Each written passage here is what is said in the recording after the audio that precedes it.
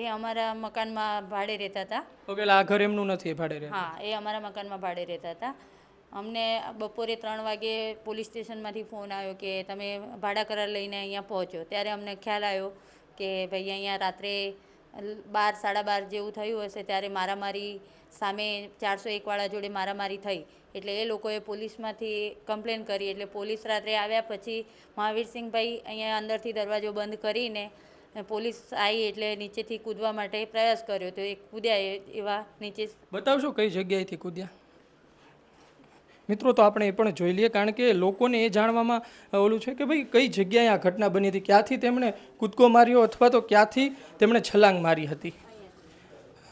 અહીં સૌથી અગત્યની વાત એ છે કે અહીં આ રસોડાનો ભાગ છે, કિચનનો ભાગ છે, ને આ કિચનના ભાગથી તમે જોઈ શકો છો કે આ ખૂબ જ નાની જગ્યા છે. અને આ ખૂબ જ નાની જગ્યામાંથી અહીં કેમેરામેનને કહીશ કે આ ખૂબ જ નાની જગ્યામાંથી અહીંથી મહાવીરસિંહ સિંધવે જમ્પ મારી છે તેવું કહેવામાં આવે છે, કૂદકો માર્યો છે તેવું કહેવામાં આવે છે. આ કૂદકો માર્યો તો તૂટ્યું નથી કશું?